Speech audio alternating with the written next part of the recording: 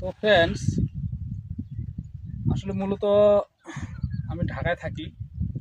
তো ঢাকা থেকে বছরে 3বার বাড়িতে আসি, 2 ঈদের ছুটি আর পূজার ছুটি।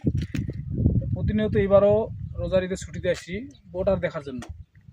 তো এই যে সামনে বর্ডার, এই যে ভাই বর্ডারটা একটু দেখান, একটু দূরে আছে কারণ সামনে ভুট্টার ক্ষেতগুলো তো দেখা যাবে। এই যে আমাদের বাংলাদেশের ভুট্টাগুলো একবার দেখেন, ঘূর্ণিঝড়ের কারণে ভুট্টার ক্ষেত একবারে মানে নষ্ট।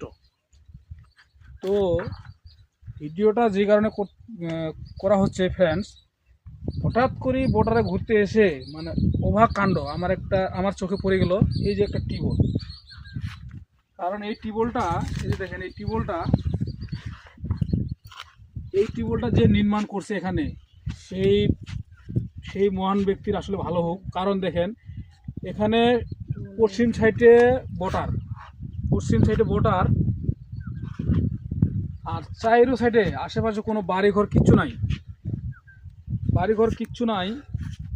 কিন্তু তারপরেও দেখেন এখানে একজন গুণবান ব্যক্তি একটা টিউবওয়েল দিয়ে রাখছে। কারণ কি জন্য?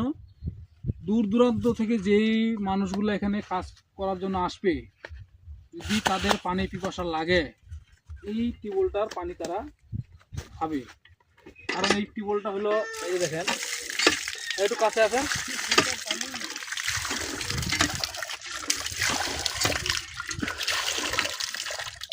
আসলে পানিটা খুব স্বচ্ছ, পানিটা আমি খাচ্ছি। তো আশেপাশে বাড়ি নাই, তারপরেও যে টিউবওয়েলটা দিছে ওই মহান ব্যক্তির আসলে ভালো হোক।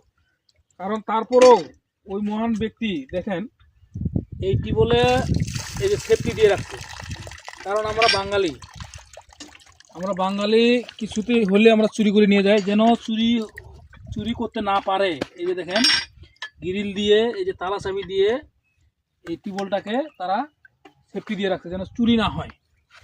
কারণ চুরি হলে দেখেন আবার করা লাগবে, নতুন করে কিনে আনে এখানে স্থাপন করা লাগবে। তো এই টিউবওয়েলটা যে দিছে ওই মহান ব্যক্তির জন্য আমার দোয়া রইল, ভালোবাসা রইল এই মহৎ কাজটা করার জন্য। তো ফ্রেন্ডস, যদি পারেন আপনারা এরকম স্থাপনা আপনারা তৈরি করবেন। তো ফ্রেন্ডস, থ্যাংক ইউ।